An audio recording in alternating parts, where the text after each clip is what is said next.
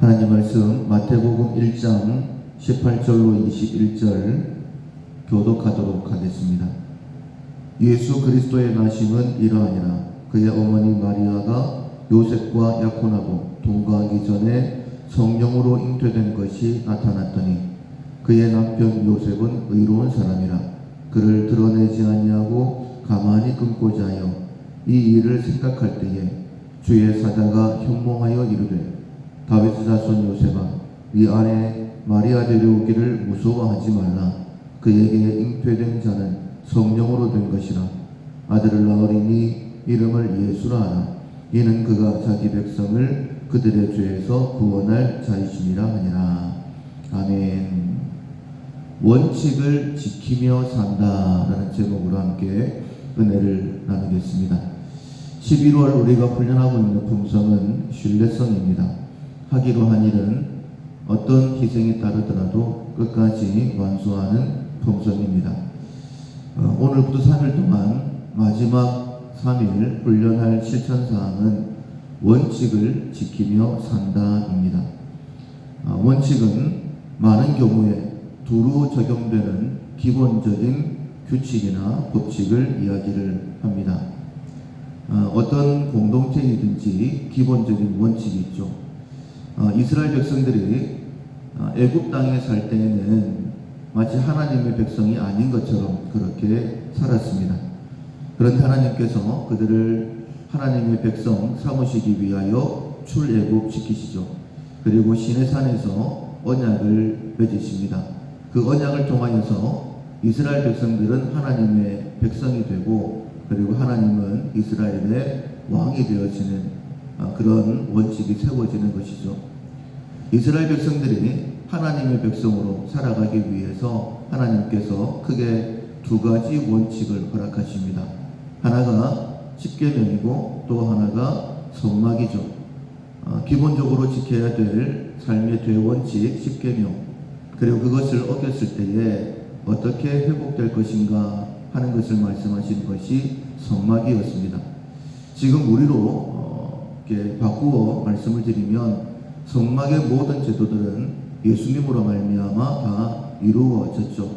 그래서 우리가 하나님의 백성으로 살아가기 위해서 기본적인 대원칙은 십계명을 지키며 그리고 예수 그리스도 안에서 회복되어지는 것, 십계명과 예수님이 우리의 삶의 대원칙이다라고 말씀을 드릴 수 있습니다. 어떤 공동체이든지 원칙이 있다라고 말씀을 드렸는데 우리가 밀락교회 성도로서 어떤 삶을 살아야 되는지, 우리가 성도라고 한다면 예배와 헌금과 봉사가 기본적인 원칙이다라고 이야기를 합니다. 성도라고 하면서, 교인이라고 하면서 이 세 가지를 하지 않는다라고 한다면 불완전한 것이죠. 온전하다라고 말할 수 없습니다. 뿐만 아니라 우리에게 직분이 주어져 있죠. 목사는 어떤 삶을 살아야 되는지, 그리고 장로나 권사는 어떤 일을 해야 되는지에 대해서 우리가 배우고 그 원칙을 가지고 섬기며 살아갑니다. 그 원칙대로 잘 살게 되어지면 주 앞에 섰을 때에 잘했다 칭찬받는 것이고, 우리가 그 직분을 받았음에도 불구하고 그 직분의 원칙대로 살지 아니하면 책망을 받는 것이죠. 가정도 마찬가지입니다. 부모로서, 자녀로서 해야 될 기본적인 일들이 있습니다. 그 일들을 잘 감당할 때에 온전한 가정이 세워지는 것이죠. 개인적으로도 마찬가지입니다. 하나님과의 관계에서 하나님께서 특별히 우리를 어떻게 판단하실까? 우리가 다윗을 볼 때는 하나님께서 다윗을 볼 때에 내 마음에 합한 사람이다, 내 모든 뜻을 다 이루겠다라고 말씀하셨죠. 다윗의 삶이 있었기 때문입니다. 이미 하나님께서 그의 삶을 보시고 그를 선택을 하셨죠. 그렇다면 다윗은 하나님께서 선택하신 그 원칙대로 살아가야지 하나님 앞에 더욱 귀하게 쓰임받는 것입니다. 그런데 개구리 올챙이 시절 뽑는다고 만약에 우리가 상황에 따라서 변화된다라고 한다면 결코 하나님 앞에 귀한 삶을 살아갈 수가 없겠죠.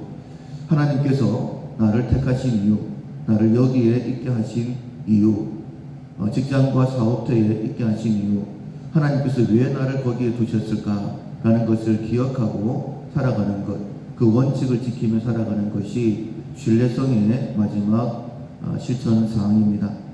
오늘 본문에 보면 하나님께서 예수 그리스도를 이 땅에 보내시는데 마리아와 그리고 요셉이라는 특별한 통로를 사용하시죠.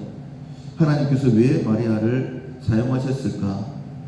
말이 안 되는 그런 일이지만 하나님께서 하신다라고 하시니 그대로 순종했던 마리아였습니다. 사람들에게 돌팔매질 당해서 죽을 수도 있는 그 일을 하나님께서 시키심에도 불구하고 하나님이 하신다라니까 주의 계집종이오니 그대로 이루어지이다 라고 고백했던 그의 삶에 대해서 하나님이 마리아를 선택하신 것이죠. 오늘 본문에 나와 있는 요셉도 마찬가지입니다.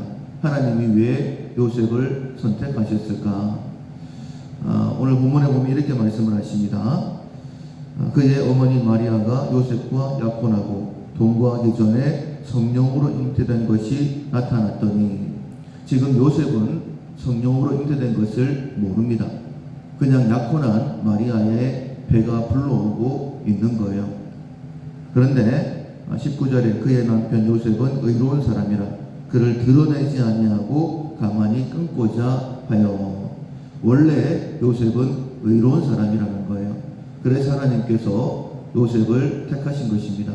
물론 더 큰 것은 요셉이 야곱의 족속 다윗의 후손이기 때문에 요셉을 선택하신 것이죠.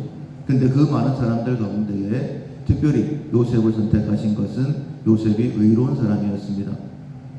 어떤 의를 말씀하고 있느냐? 많은 의 가운데에 다른 사람이 힘들고 어려운 일을 만났을 때에 그것을 드러내지 않고 가만히 덮어줄 수 있는 의를 특별히 말씀하고 있는 거예요.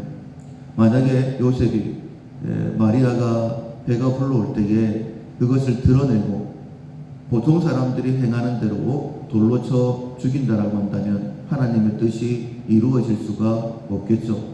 그래서 하나님께서 요셉을 선택하신 것입니다. 그런데 만약 요셉이 주변 사람들에게 아니면 보통 사람들이 하는 대로 마리아의 허물을 들추어냈다라고 한다면 결코 하나님의 일은 선하게 이루어지지를 못했을 것입니다.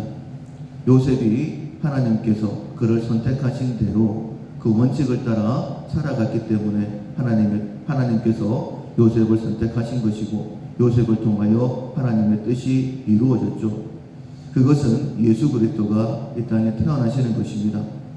처음에 요셉은 알지 못했어요. 그러나 하나님이 자기를 선택한 대로 순종했을 때에 20절에 보면 하나님께서 말씀을 하시죠. 이 일을 생각할 때에 주의 사자가 현몽하여 이르되 다윗 자손 요셉아 네 아내 마리아 데려오기를 무서워하지 말라. 그에게 잉태된 자는 성령으로 된 것이다. 이 순서를 바꿔주셨다라고 한다면 훨씬 쉬웠지 않겠습니까?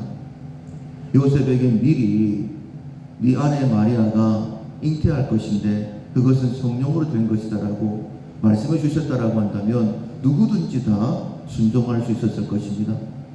그런데 하나님께서는 그렇게 하지 아니하시죠. 언제나 믿음을 달아보시고 얼마나 준비되었는가 보시고 일하시는 하나님이시죠. 요셉이 원래 의로운 사람, 의로운 대로 그 아내 마리아 허물을 들추어내지 아니하고 덮어주는 그 모습을 통하여서 한 번 더 믿음으로 이끌어 가시는 것입니다. 성령으로 잉태된 것이다. 그리고 놀라운 말씀을 주시죠. 아들을 낳으리니 이름을 예수라 하라. 이는 그가 자기 백성을 그들의 죄에서 구원할 자이심이니라. 하나님께서 우리를 하나님의 백성 삼아주셨습니다. 밀라교회의 성도로 불러주셨습니다. 특별히 우리를 귀한 직분 맡기셔서 여기 이 자리에까지 있게 하십니다. 이해가 안 되는 일들이 우리의 삶에 일어날 수 있습니다. 그러나 어제와 오늘과 내일을 아시는 분 하나님이십니다. 하나님께서 우리를 불러주신 그 자리에서 원칙을 지키며 순종할 때에 요셉을 통하여 놀라운 하나님의 역사가 일어났던 것처럼 그 일을 잘 감당할 수 있도록 성령으로 깨닫게 하시고 하나님의 일하심을 깨닫게 하신 것처럼 우리를 그렇게 사용하실 줄로 믿습니다. 원칙을 지키며 살아간다. 오늘부터 3일 동안 특별히 훈련하시고 하나님 앞에 더욱더 귀하게 쓰임받는, 하나님께서 신뢰할 만한 그러한 성도가 될 수 있기를 주님의 이름으로 축원합니다. 아멘. 찬송가 465장 주 믿는 나 남 위에 465장 찬양하시겠습니다.